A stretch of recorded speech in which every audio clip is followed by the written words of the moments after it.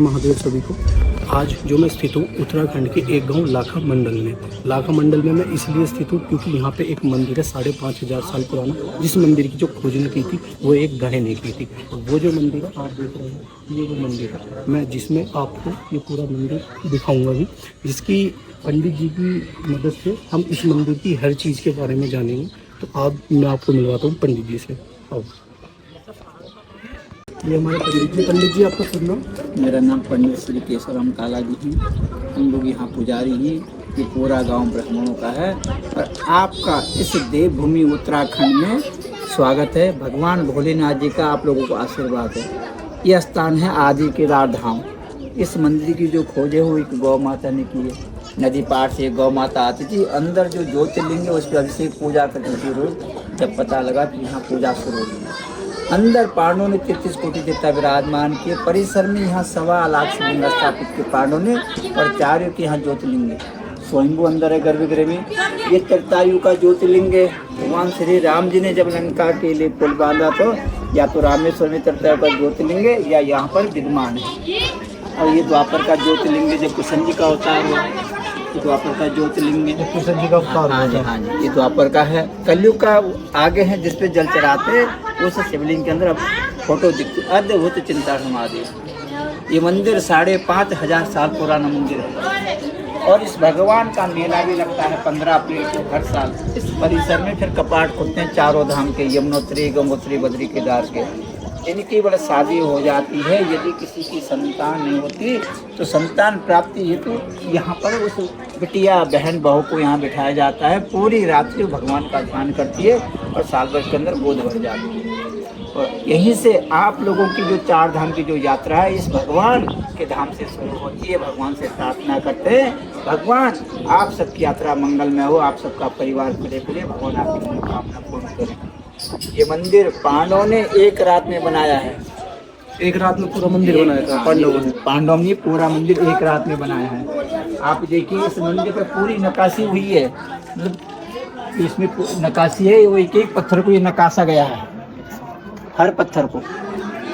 केदारनाथ का जो धाम है उसके जो पत्थर वो सपाट हैं, इसके पत्थर पे नक्काशी हुई है। और इस मंदिर के 16 स्तंभ हैं। जैसे ये स्तंभ दिख रहे हैं, मेन इसका जो पॉइंट है ये देखिए, 4 इधर हैं, 4 आगे हैं, उधर हैं, 4 तक 16 मंदिर में 16 स्तंभ के मंदिर बना हुआ है। जहाँ मंदिर के 16 स्तंभ होते हैं वहाँ संपूर्ण देवता पूजे जाते हैं। जिस गौ माता ने इसकी खोज की, ये उसके पद चिन्ह है। देखे ना आप ये पूरे मंदिर पर देखो, ये बने हुए हैं इधर पद चिन्ह गौ माता क्योंकि गाय ने इसकी खोज की है तो गाय की पद चिन्ह बनी है। ऐसा ही धाम फिर पांडवों ने केदारनाथ में बनाया है, क्योंकि पांडवों को लगा है पितृदोष। पितृदोष लगने के कारण भगवान को दर्शन नहीं दिए पांडवों को, क्योंकि उन्होंने अपने गुरु द्रोणाचार्य को, पितामह इसको मारा है ना। तो पितृदोष लगने के कारण गुरु हत्या ब्रह्म हत्या जब लगती है तो भगवान भी रुष्ट हो जाते हैं। तो पांडवों ने पूरी दुनिया घूमी, कहीं शंकर जी नहीं मिले, तब उन्होंने ये मंदिर बनाया। यहाँ पर संपूर्ण देवता विराजमान के। परिसर में 1.25 लाख शिवलिंग स्थापित किए। अपने आप 5 पांडव यहाँ विद्यमान हैं। ये 5 भाई जो आप ये देख रहे हैं। यहाँ पर मंदिर के अंदर मतलब क्या चीज़ है वो बताओ। मंदिर में गर्भगृह में भोलेनाथ जी हैं। मंदिर के सामने जो मूर्ति है वो सूर्य भगवान है, उसके बगल में महाकाल हैं, फिर भोलेनाथ जी हैं, शिव पार्वती, गणेश भगवान है। इस साइड में गणेश भगवान है और भोलेनाथ कैलाश पर्वत में। बाहर का जो गर्भगृह है उसमें अष्ट सिद्धि हैं, 9 ग्रह हैं और अंदर माता जी के चरण हैं। कन्या रूप में पार्वती मैया ने इस स्थान पर 12,000 वर्ष आराधना किए, तब उनको पति रूप में भोलेनाथ जी मिले। माता पार्वती के जो चरण है वो है साक्षात कन्या रूप में, कन्या के रूप में। और यहाँ पर वो महल बनाया था पांडवों को जो जलाने हेतु। जो लाक्षागृह जो बताया जाता है वो तो पूरा जल गया, कुछ नहीं बचा हुआ। सिर्फ यहाँ से वो रास्ता है बनाई, आपको नीचे गुफा मिलोगी रोड पर, पांडव गुफा। वो यहाँ से वहाँ बहाने यहाँ से निकलती है वो गुफा वहाँ हो जाती है। हाँ, उस गुफा के नीचे भी निकलती है। उस गुफा के अंदर एक छोटा सा शिवलिंग है, जब अंदर जाओगे तो उस पर अभिषेक कुदरती हो रहा है। वहाँ पर जल नहीं चढ़ा सकता है, कुदरती उस पर अभिषेक हो रहा है उस शिवलिंग पर। यहाँ से वो बनाया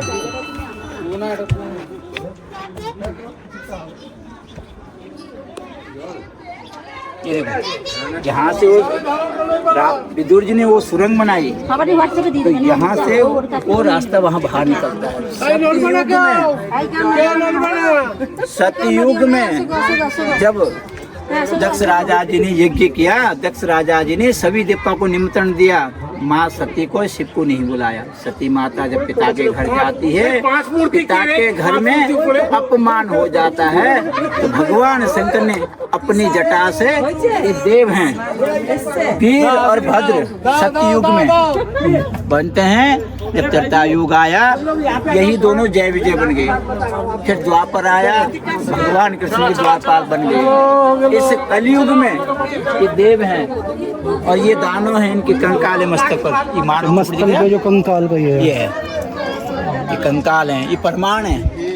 इस लाखा मंडल का जो पुराना नाम है मड़ा, मड़ा इसलिए बोला जाता था। इस क्षेत्र में हमारे 24 गांव आते हैं। 24 गांव में जिस आदमी की मृत्यु होती थी, उनको यहाँ रखा जाता था। फिर पंडित जी गंगा जल लाकर जैसे मंत्रों से जल का छीड़ा मारा, व्यक्ति कुछ पल के लिए यहाँ जीवित होता था। फिर मरा हुआ इंसान जीवित हो जाता था। हाँ जी। फिर पंडित जी अपने हाथों से उनकी दूध और भात से पितृ पूजा करते थे, तब उन्हें मोक्ष मिलता था। इस देवनगर के दर्शन करने से आप लोगों के जो पितृ हैं, उनको वैकुंठ प्राप्त होता है और आपकी यात्रा सफल होती है। क्योंकि पांडवों ने जो से मंदिर बनवाए हैं, तो पितरों का श्राप मुक्त होने के लिए उन्होंने भगवान शिव की आराधना की। और ये परिसर में देख रहे हैं आप, ये शिवलिंग है, ये देखो। इस लाखा मंडल में पांडवों ने जो 1.25 लाख शिवलिंग जो स्थापित किए हैं, इस परिसर में ये शिवलिंग निकलते रहते हैं। ये खुदाई हुई है 2007 में। ये 2007 में जो खुदाई हुई थी, उस खुदाई में ये शिवलिंग निकले हैं। ये पूरी दबे हुई थी, तो जब खुदाई हुई तभी निकले हैं। ये देखो, इस पूरे परिसर में देखो, परिसर के बाहर भी जब ये गांव बसा हमारा, हमारे पूर्वजों ने जब घर बनाए, वहाँ जो मूर्तियाँ जो शिवलिंग निकले हैं, वो सभी स्टोर में रखी हुई। मतलब इस गांव में अगर कहीं भी खुदाई होती है तो वहाँ कहीं ना कुछ निकलता है। आज भी निकलता है। मूर्ति भी निकलती है और ऐसे शिवलिंग भी निकलते रहते हैं। और वो लाके इसमें रख दिए जाते हैं। वो सब यहाँ रखे हुए हैं। ये सब इस स्टोर से उस संग्रहालय में रखे जाएंगे। सामने जो म्यूजियम बन रहा है ना, ये इसके अंदर सब रखे जाएंगे। इसके अंदर एक लेख भी है, अभी तक उसका वो लेख नहीं हो पाया। अब ना जाने वो किस भाषा में लिखा हुआ है, क्या उसमें लिखा हुआ है, कोई पढ़ने में नहीं आ रहा है। मतलब एक कोई ऐसी भाषा में लिखा है कि जिसे कोई अभी पढ़ नहीं पा रहा है। मतलब उसे उसका अभी तक उसका उच्चारण नहीं हो पाया। हाँ, अर्थ उसका कोई समझ नहीं पा रहा कि किस भाषा में लिखा हो, क्या उसका अर्थ है। तो वो सब ये सब मूर्तियाँ शिवलिंग सब उस संग्रहालय में रखे जाएंगी, तब उनको खोला जाएगा। ये देखिए, इधर ये 5 पांडव हैं। ये हवन कुंड है। ये यहाँ जब पूजा पाठ होती है तो यहाँ हवन किया जाता है। 2011 में यहाँ पर एकादश महारुद्र यज्ञ हुआ था। इस परिसर में 11 हवन कुंड बने और गुरु शंकराचार्य जी यहाँ आए, उनके सानिध्य में यज्ञ हुआ था। तो जब अग्नि को जलाया गया तो 151 ब्राह्मण थे, जिसमें हम सब लोग यहाँ पुजारी, हम भी सब उसमें पूजा में थे। जब अग्नि को जलाया तो मंत्रों से अग्नि यहाँ प्रज्वलित हुई। तो जब यहाँ पर शंकराचार्य जी आए तो बिन बादल यहाँ वर्षा हो गई। तो देखो भगवान की कितनी बड़ी लीला होती है। तो 11 दिन तक वो हवन चला। उसके बाद जब यहाँ से शंकराचार्य जी गए तो बिन बादल फिर यहाँ बरसात हुई और उनके सानिध्य में यहाँ यज्ञ संपन्न हुआ। ये धर्मराज है, 5 पांडव। आप लोग जय हो भगवान, सबकी यात्रा मंगल हो, सबको भगवान सबको।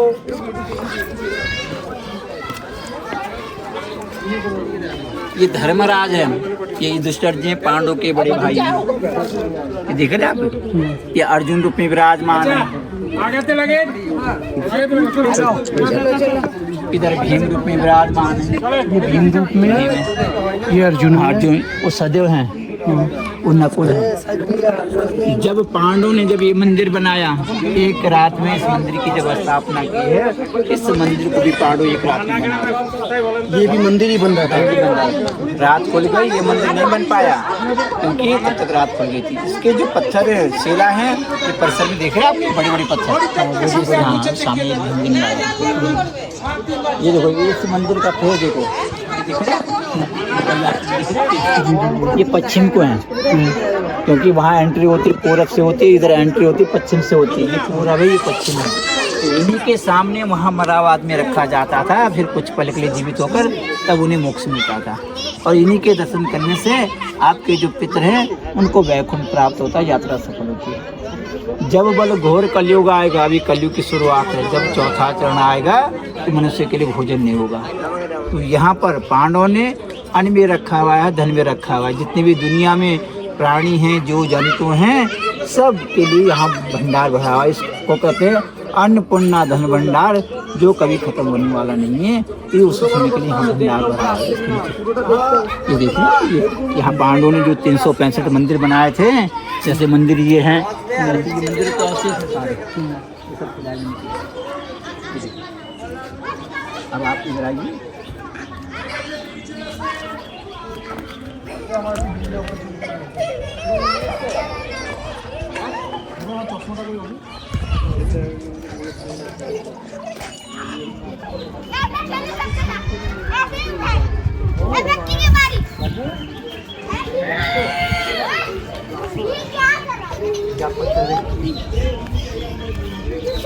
ये सब खुदाई में निकले हुए हैं, सब पत्थर खुदाई में। ये देखो, इस पत्थर को आप देखो,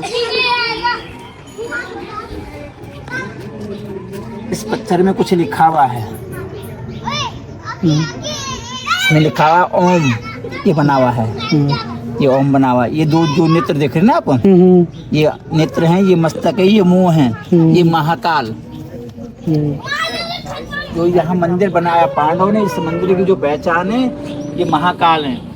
जो मंदिर पांडव द्वारा स्थापित हुए हैं वहाँ पर ये महाकाल का चित्र बना होता है मस्तक पर। जब आपने अंदर प्रवेश किया तो इस पर महाकाल बना हुआ है। और यहाँ जब केदारनाथ जाओगे तो वहाँ पर ये महाकाल आपको दर्शन करने को मिलेगा। जितने भी मंदिर पांडव द्वारा स्थापित है ये महाकाल है, क्योंकि यहाँ पांडव ने जो है इस परिसर में भगवान शिव की जो आराधना की है। जब खुदाई हुई तो ये होती है, ये सब निकलते हैं। गोल गोल पत्थर दिख रहा है यहाँ पे। जहाँ कहीं भी खुदाई होगी तो इस तरीके से पत्थर निकलते हैं। कहीं भी अगर खुदाई होती है तो ये निकलता है। 100-150 मीटर के अंदर खुदाई होती है तो ये निकलते रहते हैं। ये तो इस मंदिर में जब जब खुदाई हुई है, जब जब शिवलिंग निकले। हाँ जी, हाँ जी। यहाँ कोई घर बनाता है या कोई कुछ करता है, कार्य करता है, तो ये सब निकले। 2007 में खुदाई हुई है और ये अभी 2022 में निकली। ये 2022 में की थी खुदाई। ये 2022 में निकली। ये 2022 की खुदाई में निकली है। ये पहाड़ी के ऊपर कुंड है। जब पांडव लोग राजा विराट के यहाँ, ये राजा विराट की नगरी थी, तो अज्ञातवास में जब पांडवों ने वनवास काटा 1 साल का, तो ऐसी गुफा में पांडव लोग रहे। इस पहाड़ी के चारों तरफ गुफा है, ऊपर कुंड है पहाड़ी के ऊपर। तो उस कुंड को द्रौपदी कुंड कहते हैं। वहाँ पांडव लोग स्नान करते थे, तो द्रौपदी कुंड है। ये सामने यमुनोत्री का धाम है। ये घाटी देख रहे हैं आप? बिल्कुल जस्ट सामने। बिल्कुल इस घाटी की जो पहाड़ी दिख रही है, इस पहाड़ी के 2-3 पहाड़ और हैं। तो वहाँ माता यमुना जी का उद्गम यमुनोत्री जिसे कहा जाता है। ये यमुना जी निकल रही है उस पहाड़ी के, उधर गंगा जी हैं, उधर उसी के पीछे बद्री केदार धाम है। अब ये कोहरा लगा हुआ है ना, यदि कोहरा नहीं तो यहाँ से पूरे यमुनोत्री का जो पहाड़ है वो सब दिखाई देता है। तो ये यमुनोत्री यहाँ से सामने है।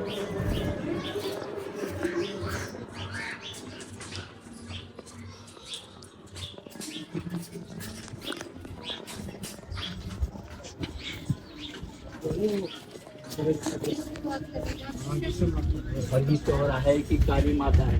ये देखिए, ये चौराहे की काली माता है। जब जब मनुष्य रात में अकेला होता है तो ये माँ भक्ति के साथ खड़ी हो जाती है। कहती मेरा बालक कभी भी संकट में हो तो मेरा नाम लेने से मैं अपने भक्ति की रक्षा करती हूँ। तो ये माँ भक्ति की रक्षा करने के लिए खड़ी हो जाती है। कभी भी भक्त पर संकट नहीं आता है। इसका प्रमाण है, क्योंकि जब भी कोई मनुष्य, कोई उनका बालक जब संकट में होता है, हम उनके बालक हैं, तो ये माँ अपने भक्त की रक्षा करती है। तो अपने भक्त को ये संकट में नहीं देख सकती।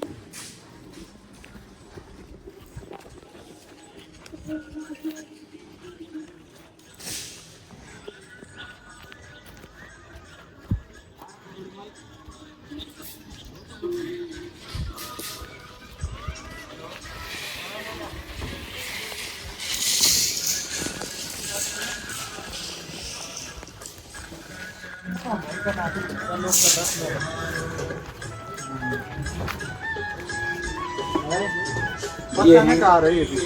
कलयुग के अद्भुत चिंताहरण महादेव। जिस प्रकार राजा भगीरथ ने गंगा जी को मृत्यु लोक में लाया, उन्होंने अपने 60,000 पितरों का उद्धार किया, उसी प्रकार इस शिवलिंग पर आप अभिषेक करेंगे, आपके जो पितर है उनको भगवान गंगा मैया पार कर देती है और मोक्ष मिलता है। उसी प्रकार इस पे आपके जो कष्ट है भगवान हर लेते, मनोकामना पूर्ण होती है। देखो ये ज्योतिर्लिंग अष्टदलों पर दिख रहे हैं आप, ये इनके 8 कोण हैं। अष्टदलों पर जो ज्योतिर्लिंग होता है वो संचित पापों को नाश करता है और यात्रा सफल होती, मनोकामना पूर्ण होती है। आप वहाँ से जल लें और इस पे अभिषेक करें। आप देख रहे हैं वो नाथी अब है ना है आप देखो इसमें ओम सौराष्ट्रे सोनाथम च श्रीशैले मल्लिकार्जुनम उज्जैनम महाकालमं कालममलेश्वरम पाल्यवैद्यनाथम च ढाकिना भीमशंकर श्वेत वंदे तु नागेशम दारकावनि वाराणसी विश्ववेकम यद गौतमी तटे हिमालय तु केदारयोत्ने च शिवालय आकाशे ताड़िके लिंग पाताले मृतलोक एतानि ज्योतिर्लिंगानि छाया प्राणपति सप्त जन्म कृतम पापम स्मरण विन्नसते भगवान भोलेनाथ देवों के देव महादेव। तो भगवान उद्धार करना प्रभु, कल्याण करना प्रभु, भक्ति मनोकामना पूर्ण करना देवों के देव महादेव। ओम त्र्यंबकम यजामहे सुगंधिं पुष्टिवर्धनम् उर्वारुकमिव बन्धनामि मृत्योर्मुक्षे महानता। ओम हरि ओम नमो शिवाय नमो देवादिदेवाय नमो नमः शिवाय। देखो इसके अंदर फोटो दिख रही है ना।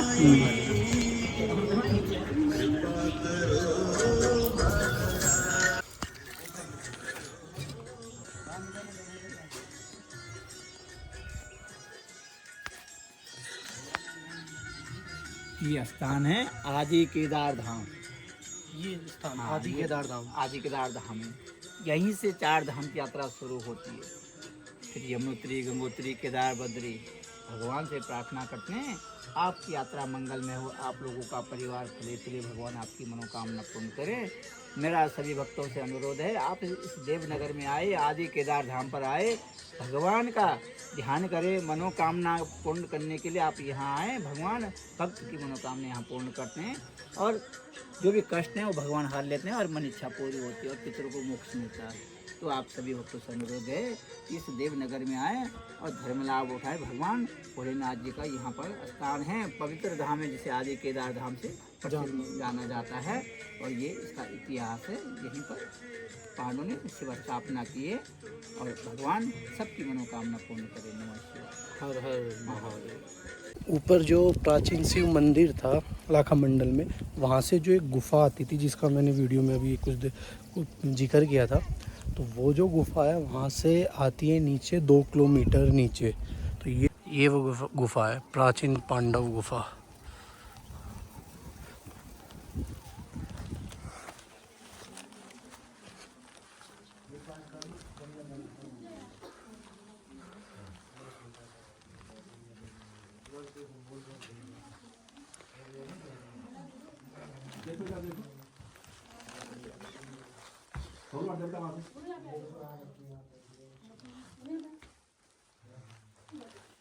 देखिए पीछे वो वाइट कलर का एक छोटा सा वो शिवलिंग है, जो यहाँ से छोटा सा दिख रहा है, उधर वो शिवलिंग है।